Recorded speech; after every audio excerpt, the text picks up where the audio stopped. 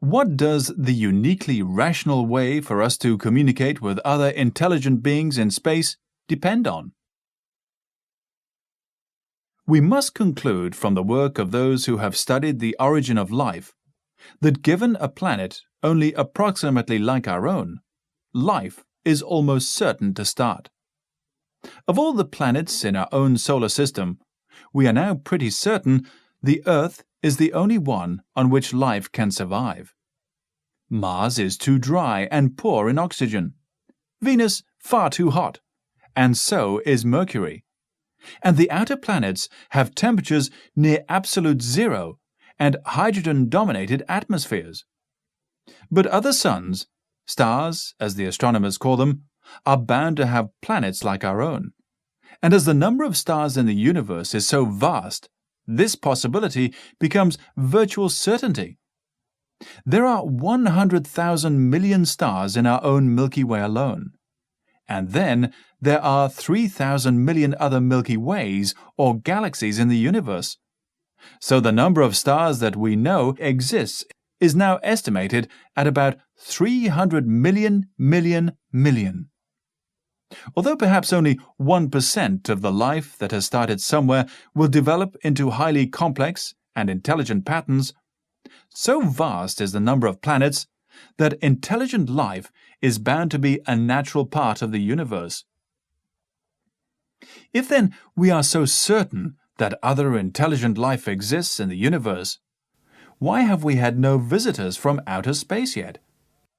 First of all, they may have come to this planet of ours thousands or millions of years ago and found our then prevailing primitive state completely uninteresting to their own advanced knowledge.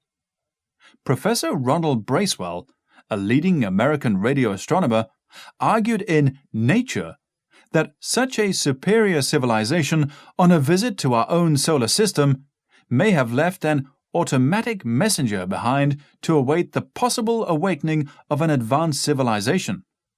Such a messenger, receiving our radio and television signals, might well retransmit them back to its home planet.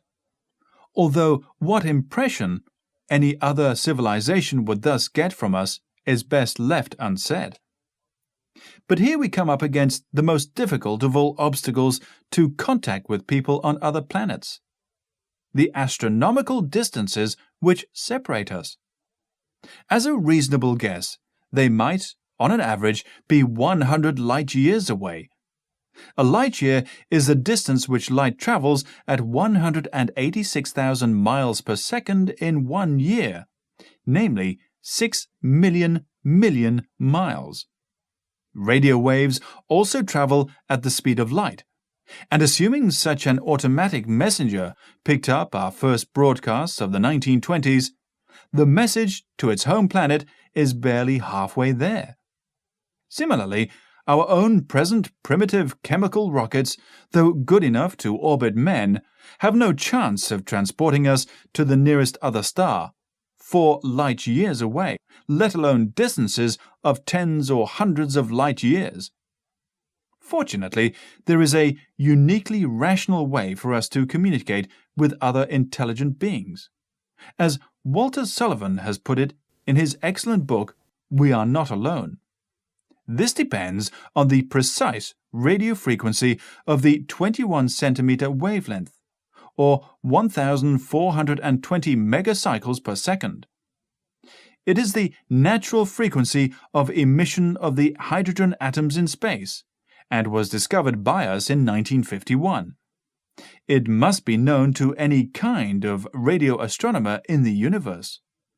Once the existence of this wavelength had been discovered, it was not long before its use as the uniquely recognizable broadcasting frequency for interstellar communication was suggested. Without something of this kind, searching for intelligences on other planets would be like trying to meet a friend in London without a prearranged rendezvous, and absurdly wandering the streets in the hope of a chance encounter.